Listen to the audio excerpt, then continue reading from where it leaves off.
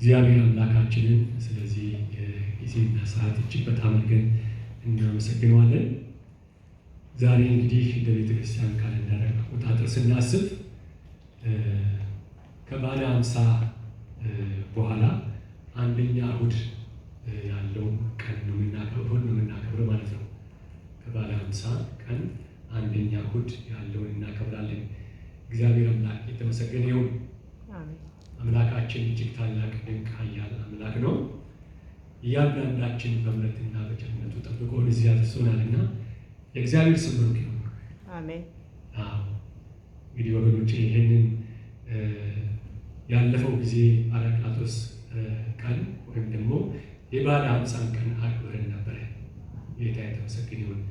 በዛ ስፍራም ደግሞ ልናስበውና ከአብና ከወልድ የሰረጸውን መንፈስ ቅዱስን እንድናከብር ጊዜና እድል ዘመንን ስላገኘን የሰማይ አምላክ እግዚአብሔር የተባረከና የተቀደሰ ይሁን። አሜን። ጌታን እጅግ በጣም አድርገን እናመሰግናለን። እግዚአብሔር እንዲናገረን፣ ሊመክረን፣ ሊያስተምረን ራሶቻችን ዝቅ አድርገን እናመስግን፣ እንጸልይ። የሰማይ አምላክ እግዚአብሔር ሆይ በጌታችንና በመድኃኒታችን በኢየሱስ ክርስቶስ ያው ስም ስለ መልካምና ስለ በጎ ሀሳብህ ተስፋና ፍጻሜ ስላለው ዕቅዶቼ አምላካችን ሆይ በጌታ በኢየሱስ ክርስቶስ ያው ስምና ስልጣን እናመሰግናለን። አሜን። ጌታ ሆይ እያንዳንዳችን በምሕረት በቸርነትህ ጠብቀን መርተህ ደግፈህ በዛሬው ቀን ደግሞ በቤት ተሰብስበን ጌታ አንተን ቅዱስ አምላካችን እንድናመልክህ እንድናወድስህ ከፍ ከፍ እንድናደርግህ ይህን እድል ፈንታ ስለሰጠን እናመሰግናለን። አምላካችን ሆይ አሁን ደግሞ ከቃልህ ተናግረን። የሰማይ አምላክ እግዚአብሔር ሆይ ቃሉን ላከ፣ ፈወሳቸው፣ ከጥፋታቸው ሁሉ አዳናቸው ተብሎ እንደተጻፈ ቃልን ልከህ ጌታው እንድትፈውሰን፣ እንድትዳስሰን፣ እንድትጎበኘንና ጌታ እግዚአብሔር አምላክ ሆይ እንድታይን በጌታ በኢየሱስ ክርስቶስ ያው ስምና ስልጣን እንማጽናለን። አሜን። የሚሰማኝ ግን በእርጋታ ይቀመጣል፣ ከመከራም ስጋት ያልፋል ተብሎ የተጻፈው ቃል እውነት ነውና አንተን በመስማት ጌታ ሆይ ቃልህን በመስማት ጌታ ሆይ ከሚያስጨንቀንና ከሚያስፈራን ነገር ሁሉ በእርጋታ በዚህ ዘመን ለመቀመጥ እንድንችል ከቃል እንድትናገረን በኢየሱስ እንማጽናለን። አሜን። ሁሉን ነገር ለክብር አድርገልን በተወደደው ልጅ በኢየሱስ ክርስቶስ ያው ስም አሜን። አሜን። ጌታ ይባርካችሁ። እንግዲህ ዛሬ ያነበብናቸው የእግዚአብሔር ቃል እንዳየነው በእነሱ ላይ ጥቂት ነገሮችን እናያለን። ጌታ የተመሰገነ ይሁን። በዚህ ባነበብናቸው በሰማነው የእግዚአብሔር ቃል ላይ መጀመሪያ በኦሪት ዘጸአት ምዕራፍ 35 ምዕራፍ 35 ከቁጥር 30 እስከ 35 እንደዚሁም ደግሞ በአንደኛ ቆሮንቶስ ምዕራፍ 12 ከ1 እስከ 11 ቀጥሎም ደግሞ ከቁጥር 8 እስከ 31 ያለው የወንጌሉ ቃል ደግሞ ሉቃስ ወንጌል ምዕራፍ 4 ከቁጥር 14 እስከ 21 ባለው ሀሳብ ላይ እግዚአብሔር እንዳስተምረን እናያለን። ጌታ አምላክ የተመሰገነ ይሁን። በእነዚህ ቃሎች እንግዲህ እግዚአብሔር እያንዳንዳችን ተናግሮናል፣ በመስማታችንም ደግሞ ተናግሮናልና እግዚአብሔር ከቃሉ ደግሞ ያሰማናል። ክብር ለስሙ ይሁን። በእነዚህ ባነበብናቸው ቃሎች በመጀመሪያ መንፈስ ቅዱስን መፍሰስ እሑድ ቀን ካከበርን በኋላ በዚህ በሚቀጥለው ደግሞ እግዚአብሔር አሁንም በመንፈስ ቅዱስ ስጦታዎቹ እንዴት ልንኖር እንዳለ የሚጠቅስ ነው ያነበብነው። እግዚአብሔር አምላክ የተመሰገነ ይሁን። ስለዚህ ዛሬ በጌታ ፊት ተሰብስበን የምናስተውለው ቃል ስለ መንፈስ ቅዱስ ስራ፣ ስለ እግዚአብሔር ጥሪ እና ስለ ክርስቶስ ተልእኮ እንመለከታለን። ክብር ለስሙ ይሁን። እነዚህን እናያለን። ጰራቅሊጦስ ወይም ደግሞ ጴንጤቆስጤን አክብረን በኋላ ደግሞ የምንገባውን ሕይወት መንፈስ ቅዱስ በሕዝብ ውስጥ እየሰራ ያለበትን ሕይወት እናያለን። ክብር ለስሙ ይሁን። ስለዚህ አንበብነው ሶስቱ ንባቦች ውስጥ አንድ የጋራ መልእክት አላቸው። የጋራ መልእክት አላቸው። እግዚአብሔር በመንፈስ ሰዎችን እንደሚሞላ ሰዎችን እንደሚሞላ ሰዎችን እንደሚያዘጋጅ እንደዚሁም ደግሞ ልልካቸው የሚፈልገው ነገር እንዳለና በእነርሱ አማካኝነት ደግሞ ስራውን ሊያከናውን ሀሳቡ እንደሆነ በዚህ ባነበብናቸው ክፍሎች ውስጥ እንመለከታለን። በተለይ በኦሪት ዘጸአት ያነበብነው 35 ከቁጥር ጀምሮ ከ30 እስከ 35 በዚህ ክፍል ውስጥ ሙሴ ክፍሉን እንዳያቸውና እንዳየነው ስለ ባስልኤልና ኤልያብ ይናገራል። እነዚህ የእግዚአብሔር ሰዎች ናቸው፣ የእግዚአብሔር ባሪያዎች ናቸው እና ስለ ባስልኤልና ስለ ኦልያብ እንዴት ነው የሚናገረው? እግዚአብሔር እነርሱ ለተለየ አገልግሎት መረጣቸው። እግዚአብሔር አምላክ የተመሰገነ ነው። ለክርስቲያን በብሉይ ኪዳን ውስጥ የነበረውን የእግዚአብሔር ሕዝብ ጉዞን እንደምናውቀው በሙሴ ጊዜ ደግሞ እነዚህ በዛ ስፍራ ተገኝተው ስለነበረ እግዚአብሔር በሙሴ በኩል ሆኖ ሲጠራቸው እንመለከታለን። እግዚአብሔር እነርሱ ለተለየ አገልግሎት መረጣቸው፣ ለተለየ አገልግሎት መረጣቸው። ነገር ግን የመረጣቸው ብቻ አይደለም፣ በመንፈስም ደግሞ ሞላቸው። እግዚአብሔር አምላክ የተመሰገነ ነው። በመንፈስ ቅዱስ በመንፈስ ሞላቸው። ጥበብ፣ አስተዋይነት፣ ዕውቀትና የእጅ ስራ ችሎታ ሰጣቸው። በሚያስደንቅ ሁኔታ ይህን ሁሉ ሰጣቸው። እግዚአብሔር አምላክ የተመሰገነ ነው። ይህ ቃል እንደ ታላቅ እውነት ይህ ቃል አንድ ታላቅ እውነት ያስተምረናል። መንፈስ ቅዱስ ለስብከት ብቻ አይሰጥም፣ ለአገልግሎት ሁሉ ይሰጣል። እያንዳንዱ ለማስተማር፣ እያንዳንዱ ለመዘመር፣ አንዳንዱ ለመምራት፣ ሌላው ለማገልገል፣ ሌላው ለማጽናት ይሞላል። ጌታ አምላክ የተመሰገነ ይሁን። ቤተ ክርስቲያን የምትገነባው በአንድ ሰው ብቻ አይደለም። እያንዳንዱ ምዕመን የተቀበለው ጸጋ ስጦታ አለ። ስለዚህ ዛሬም እግዚአብሔር እያንዳንዳችንን ይጠይቀናል። እነዚህ እግዚአብሔር በሰጣቸው ሙያ እንደሚገባ አድርጎ እግዚአብሔርን ያገለግሉ ነበር። በተለይ በንዋየ ቅድሳት አካባቢ ላይ ለባስልኤል የተሰጠው ስትመለከቱ በጣም ነው የሚለቀው። በዛ ጥበብ እግዚአብሔር ሞልቶት እንዲያገለግለው ረዳው። እንዲያገለግለው እግዚአብሔር ለባስልኤልን በስሙ ጠራ። ክፍሉ ላይ እንደነበረ በስሙ ጠራ። እግዚአብሔር ባስልኤልን በዘፈቀድ አልጠራው፣ በስሙ ጠራ። ይህ የሚሳነው እግዚአብሔር ምንም ነገር አንድ ነገር አልነበረው። የተለየ ዓላማ ነበረው። የተለየ ዓላማ ነበረው። እንዲሰራለት የተፈለገው ነገር ነበረው።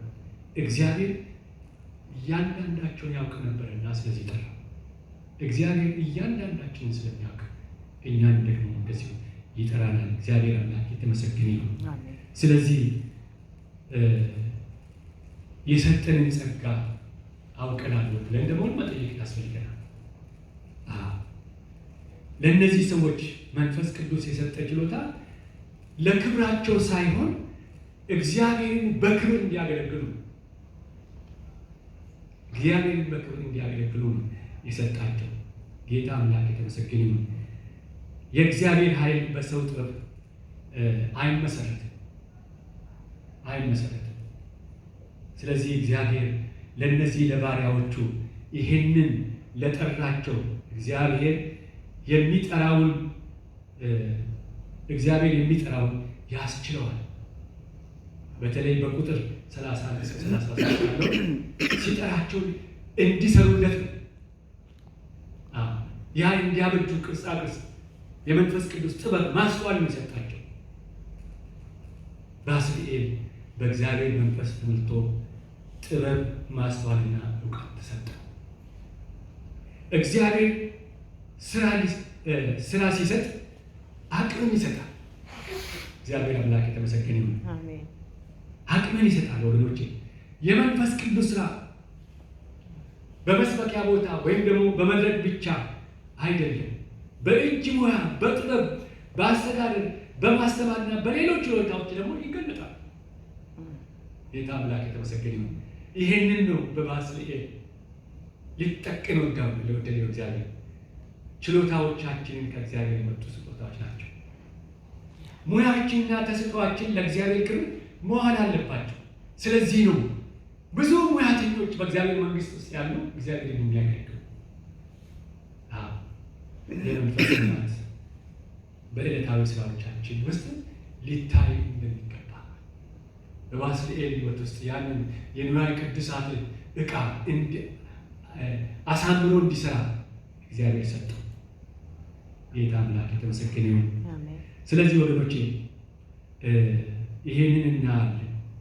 እግዚአብሔር ሌሎችን እንድናስተምር ደግሞ ይፈልጋል። ቁጥር 34 ላይ በዘጸአት ላይ ሌሎችን እንድናስተምር ይፈልጋል። ያስተምሩ ዘንድ በልባቸው አሳደረባቸው የሚያደርጉትን ነገር። ባስልኤልና ኤልያብ ብቻቸውን እንዲሰሩ አልተጠሩም፣ ሌሎችም እንዲያስተምሩ ተጠሩ። ሌሎችን እንዲያስተምሩ ተጠሩ። እውነተኛ መሪነት የሚለካው የምንሰራው ብዛት ሳይሆን ስንት ሰዎችን እንዳሳደግ የምናይበት ነው። እነዚህ የእግዚአብሔር ሰዎች ያደረጉት ይህንን ነው። ጌታ የተመሰገነ ነው። ስለዚህ ወገኖቼ በጣም ደስ የሚለኝ ነገር አንድ ትልቁ ነገር እግዚአብሔር በእነዚህ ሰዎች የተገለገለው ዛሬ በመንግስት ውስጥ፣ በአካል ውስጥ፣ በቤት ውስጥ የተለያየ የመንፈስ ቅዱስ ስጦታ በጥበብና በማስተዋል ተሰጥቶ የእግዚአብሔር ቤተ ክርስቲያን የእግዚአብሔር ቤት እየተገለገለች ያለችው ክብር ለስሙ ይሁን። ከዛ በኋላ በአንደኛ ቆሮንቶስ ምዕራፍ 12 ከ1 እስከ 12 ላይ ባነበብነው ክፍል ላይ ስትመለከቱ ደግሞ የእግዚአብሔር ባሪያ ጳውሎስ ይህችን ቆሮንቶስ የተጠራችውን ቤተክርስቲያንን እንደሚገባ አድርጎ ነው ያገለገላት።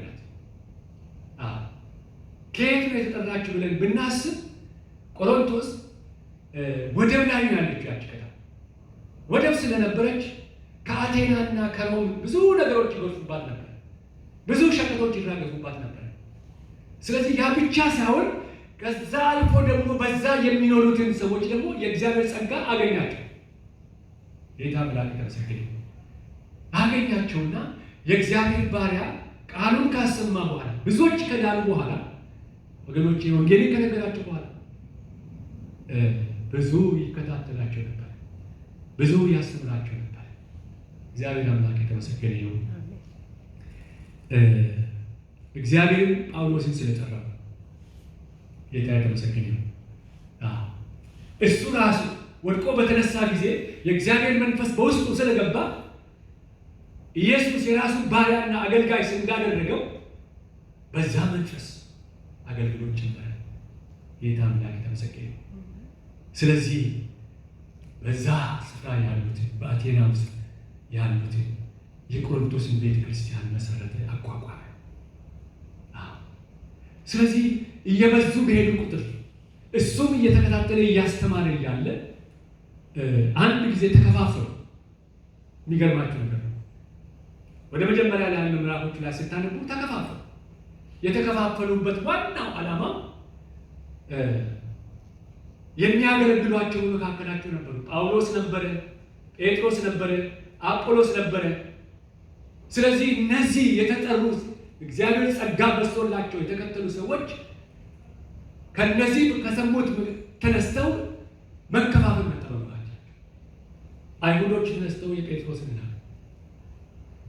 ሮማውያኖች ተነስተው ደግሞ የጳውሎስን ና፣ ግሪኮች ተነስተው ደግሞ የአጶሎስን ና። ወገኖች እነዚህ የተከፋፈሉበት ጳውሎስም ቢሆን ጴጥሮስም ቢሆን አጶሎስም ቢሆን ወገኖቼ እግዚአብሔር መንፈስ ቅዱስ ገዝቷቸው እየተገለገለባቸው ስለነበር በውስጣቸው ያለው በማየት አይሁዶች ጴጥሮስ በአንድ ጊዜ ስብከት በውስጥ ሺህ ነፍሳት ወደ ጌታ መጣ ስለሆነ ተነስተው የአይሁዶችና አይሁድና ጌታ የተመሰገነ ይሁን ተከፋፈሉ። የጴጥሮስንና ያን ድንቅ ስላለ፣ አጵሎስ ደግሞ በእነዚሁ በነ ጴጥሮስና በነ ጳውሎስ ያደገ ስለነበረ ርቱ አንደበት ስለነበረ የሕግ ሰው ስለነበረ ሕግን ስለሚያውቅ የሕግ ሰዎች ሲናገሩ መቼም ቀልጣፎች ናቸውና ግሪኮች ተነስተው ደግሞ እኛ የአጵሎስ ነን አሉ። ጳውሎስ ደግሞ በሰውነቱም በሆነ ሲቀርጹት በጣም ዘግ ያለ ስለነበረ የመስቀሉን ቃል አስረግጦ የሚናገር ሰው ስለነበረ በዜግነቱ ሮማዊ በትውልዱ አይሁዳዊ ሮማውያን ተነስቶ ደግሞ የአጵሎስን የጳውሎስን አሉ።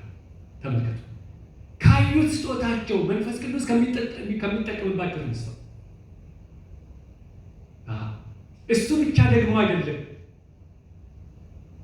ሌሎች ደግሞ ነበሩ የሚመጻደቁ። እነሱ ደግሞ ተነስተው የክርስቶስ ነን አሉ። ተመልከቱ።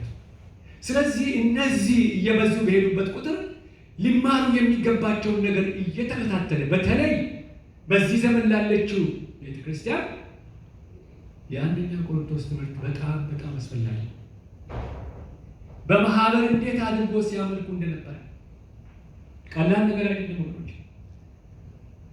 ትምህርት አለ፣ ብርታት አለ። ነገር ግን ወገኖቼ በመከፋፈላቸው ምክንያት የተነሳ ወደኋላ አልተዋቸውም። በሁሉ በሦስቱም የሰራ መንፈስን ቅዱስ እንደሆነ ገለጸላቸው። እግዚአብሔር አምላክ የተመሰገነ ነው። የተገለገለባቸው መንፈስ ቅዱስ እንደሆነ ተናገረ። ወገኖቼ ኦል ዘ ዌይ ከምዕራፍ 1 ጀምሮ እስከ ምዕራፍ 12 ላይ ሲደርስ ወገኖቼ በመካከላቸው የተለያየ የጸጋ ስጦታ ቢኖርም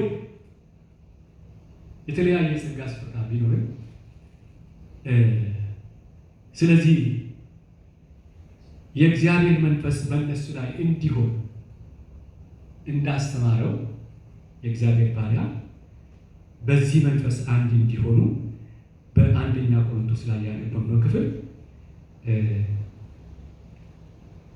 ምዕራፍ 2 ስለ መንፈስ ቅዱስ ስጦታ በአካል አድርጎ ነው ያስተማራቸው። እጅግ በጣም ደስ ይላል። ያ የተሰጠው የመንፈስ ቅዱስ ስጦታ ለአካሉ እንደተሰጠ በጣም ነው ያስደነቀው ወገኖች። ከብዙ ነገር እየጠበቃቸው እነሱም እየበዙና እየሰፉ ስለመጡ ወደኋላ አልተዋቸውም። ሐዋርያ ጳውሎስ ወደ ቆሮንቶስ በመጣ ጊዜ በታላቅ የንግግር ጥበብ አልመጣም። ክርስቶስና እርሱን የተሰቀለውን መሆኑን ብቻ ለማወቅ ወሰነ። ተመልከቱ፣ ይሄን ዝቅ ብሎ ነው የወሰነው።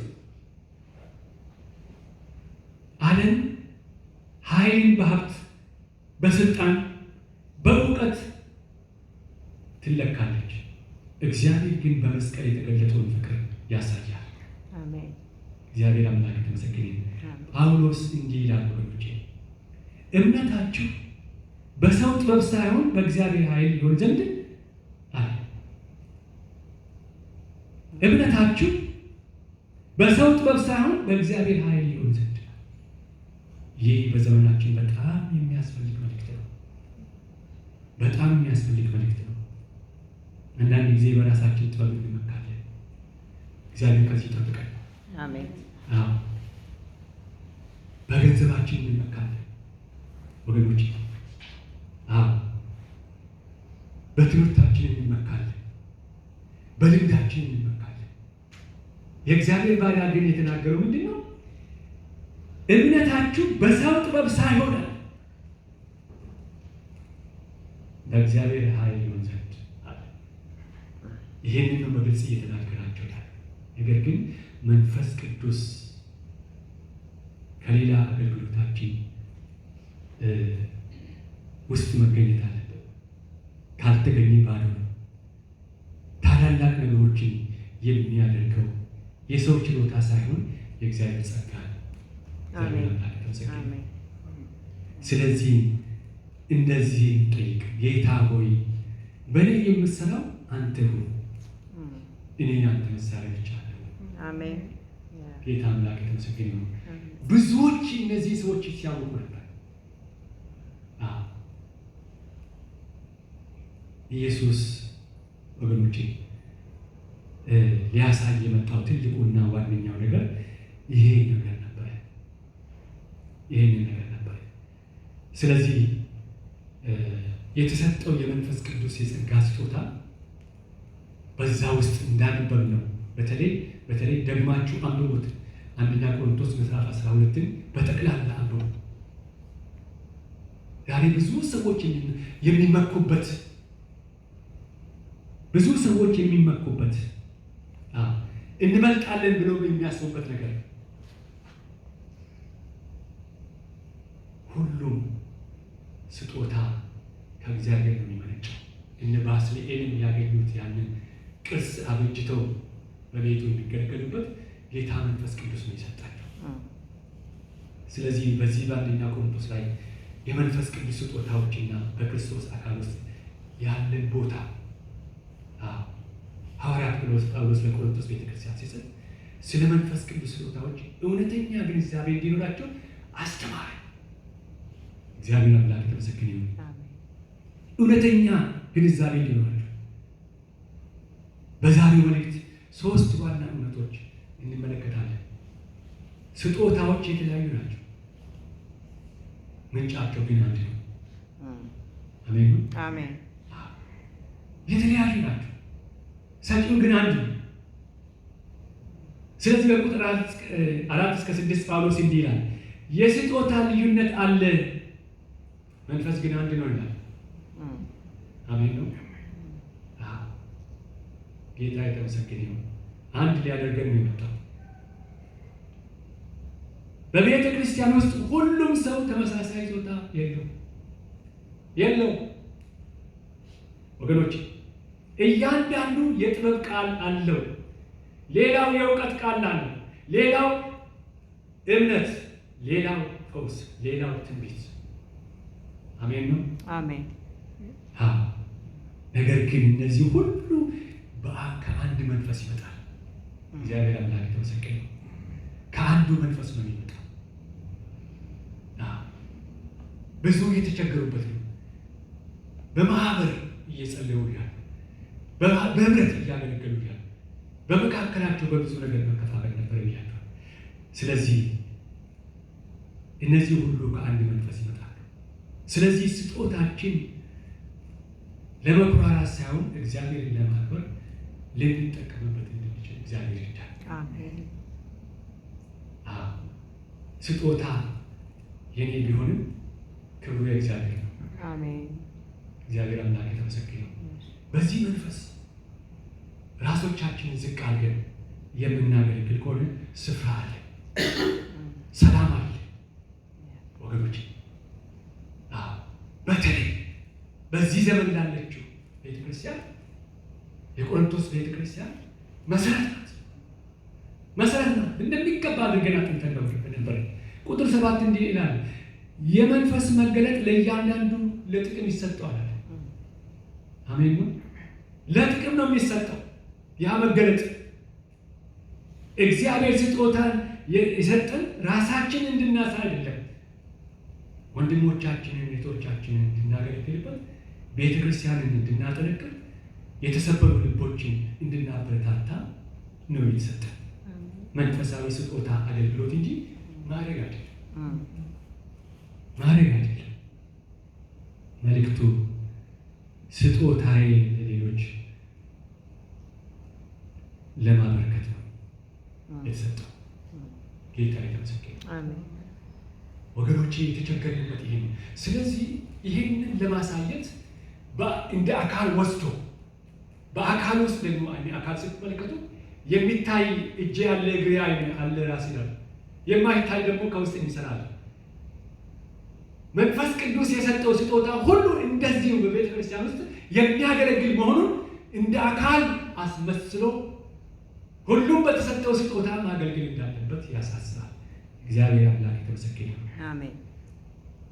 ስለዚህ ወገኖቼ በክርስቶስ አካል ውስጥ ሁሉም ሰው አስፈላጊ ነው። አሜን ነው። ሁሉም ለሁሉም ሰው አስፈላጊ ነው። ጌታ አምላክ የተመሰገነ ይሁን። በቁጥር 28 እስከ 30 መጨረሻ ላይ ባነበብነው ደግሞ ስንመለከት ጳውሎስ የተለያየ አገልግሎትን ይጠቅሳል። በዛ ስፍራ የተለያየ አገልግሎትን ነው የጠቀሰው። ነቢያት አለ፣ እንዲያውም ሐዋርያት አለ፣ ነቢያት አለ፣ መምህራን አለ፣ ፈዋሾች አለ፣ ረዳቶች አለ፣ መሪዎችና ሌሎች አለ ጠቀሰ በዛ ቦታ ላይ። ከዚያም ሁሉ ሐዋርያት ናቸው ብሎ ይጠይቃል። መልሱ ምንድን ነው? አይደለም። ይህ ማለት እግዚአብሔር ለሁሉም ሰው የራሱን ቦታ ሰጥቷል ማለት ነው። አሜን ነው። እግዚአብሔርን የሚያገለግልበት እኛ የሌላ ሰው ስጦታ ለመሆን አልተጠራንም። ለእኛ አለ፣ ለእኛ የተሰጠ ስጦታ አለ። እግዚአብሔር የሰጠን ለመፈጸም ጠርቶናል። መልእክቱ በእግዚአብሔር ቤት ትንሽ ሰው የለም። አሜን ነው። እኔ አንድ ሰው ትዝ ይለኛል። በርኩበት ቤተክርስቲያን አንድ ሰው ነበረና ሲያገለግል ይገርማቸዋል። ቤተክርስቲያንን የሚያጸዳ ሰው ተቀጥሯል። ነገር ግን ይሄ ሰው ሁልጊዜ ቤቱ ይዘጋል፣ ጽዳት ሰራተኛ አለ። ነገር ግን በሚመጣበት ቁጥር ነፃና አስከፍቶ በቃ ድምፁን አጥፍቶ ያጸዳል። አንድ ቀን ሁለት ቀን አለ በስነ ስርዓት ሁልጊዜ ይመጣ። ያ የኢየሱስ ስጦታ ነበር ወገኖች። ለብዙ ዓመታት ይህንን አደረገ። ይሄን ሰው እግዚአብሔር አከበረው። ዛሬ የሚገርማችሁ ነገር ነው። በቤቱ ውስጥ እግዚአብሔር እንዳውም ሊኖርበት የሚፈልግበት ቦታ ወስዶ እግዚአብሔር እንደሚገባ እያገለገለው ነው ያለው። ያን ሰው ሳይ ነፍሴ ሐሴት ታደርጋለች። ጌታ የተመሰገነ ይሁን። ስለዚህ ወገኖቼ ጳውሎስ በዚህ ቁጥር ላይ የተናገረው ስንመለከት ቁጥር 31 ከሁሉ የሚበልጡት ስጦታዎችን ተመኙ ይላል። ከሁሉ የሚበልጥ ተመኙ። ቁጥር 31 ላይ ፈልጓል። ከዛ በኋላ ምን ይላል? ተመኙ ፈልጉ የሚለው ምንድን ነው? ፍቅርን ነው። እግዚአብሔር አምላክ የተመሰገነ ይሁን። እነዚህ የምንመካበትና የተሰጡን የምናገለግልበት በፍቅር ካልተያዙ ከንቱ ነው። ይህንን ተመኙ ማለት ይህ መጨረሻ በወንጌሉ ላይ ያለነው ደግሞ ወገኖች ያነበብነው በጣም አስደናቂ ነገር ነው። ጌታ አምላክ የተመሰገነ ይሁን። ኢየሱስ በመንፈስ ኃይል ተቀብቶ እንደመጣ እንመለከታለን። ሉቃስ ወንጌል ምዕራፍ 4 ቁጥር 14 እስከ 20 ላይ ከፈተና በኋላ ጌታችን ኢየሱስ በመንፈስ ቅዱስ ኃይል ወደ ገሊላ ተመለሰ። ሰዎች ስለ እርሱ በየቦታው ይናገሩ ነበር። ከናዝሬት ምኩራብ ውስጥ ቆሞ ከነቢዩ ኢሳይያስ መጽሐፍ አነበበ ከፍቶ። ከዛም የመጣበትን ዓላማ ገለጠ። በዛው ስንሰማ ስንመለከት ይህ ክፍል ስለ ክርስቶስ ተልእኮና ስለ ቤተ ክርስቲያን ጥሪ ግልጽ ትምህርት ይሰጠናል። ኢየሱስ አገልግሎቱን በመንፈስ ቅዱስ ኃይል ሲጀምር እናያለን። እግዚአብሔር አምላክ የተመሰገነ አሜን። የጌታ መንፈስ በእኔ ላይ ነው ብሎ ኢየሱስ ተናገረ። ኢየሱስ የእግዚአብሔር ልጅ ቢሆንም አገልግሎቱን በመንፈስ ቅዱስ ቅባት ጀመረ። ስሙ ይባረክ። ይህ ለእኛ ትልቅ ትምህርት ነው።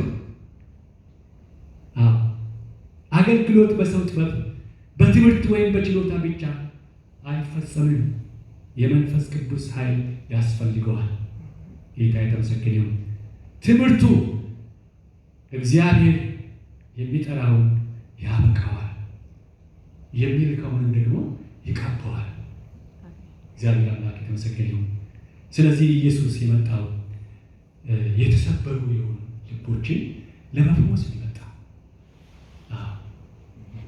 ይህንን ለመፈወስ ነው የመጣው። ለድሆች ወንጌልን ለመስበክ፣ ለተማረኩ ነፃነትን ለማወጅ፣ ለዕውሮች ማየት ለመመለስ ለተጨነቁት ነፃነትን ለመስጠት መጣሁ ብሎ ጌታ ኢየሱስ ክርስቶስ የመጣበትን ወንጌል እንደሚገባ አድርጎ ሲገልጽ እንመለከታለን። ስለዚህ ወገኖቼ እግዚአብሔር አምላክ ይርዳል። ዛሬ በእግዚአብሔር መንፈስ ተመርተን ማገልገል እንድንችል የሰማይ አምላክ እግዚአብሔር ይርዳል። አሜን። በተሰጠን ያልተሰጠን ምንም ነገር የለም። ደስ ይለኛል። በሮሜ ውስጥ አንድ ቦታ የእግዚአብሔር ቃል ያለው ምንድን ነው? የኃጢአት 6:39 ነው እንደዚህ ገደማ ላይ ነው። ምንድን ነው የሚለው እዛ ላይ?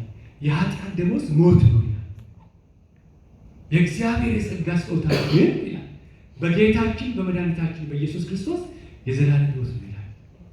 የእግዚአብሔር የጸጋ ስጦታ the gift of God እግዚአብሔር አምላክ የተመሰገነ። የእግዚአብሔር የጸጋ ስጦታ በጌታችን በመድኃኒታችን በኢየሱስ ክርስቶስ የዘላለም ሕይወት ነው የሚለው ወገኖቼ። ኢየሱስን ያገኘ ስጦታ ያጣ ማንም ሰው የለም። ኢየሱስ የስጦታዎቹ ራስ ነው። ኢየሱስ ሲገባ ሁሉ አለ። የገባው ደግሞ ወደዚህ ወደ በረቱ ስለሆነ ያ የተሰጠን ደግሞ በጸጋው እሱን ማገልገል እንድንችል ጌታ መንፈስ ቅዱስ ይርዳል። ስለዚህ እግዚአብሔርን እናመሰግናለን።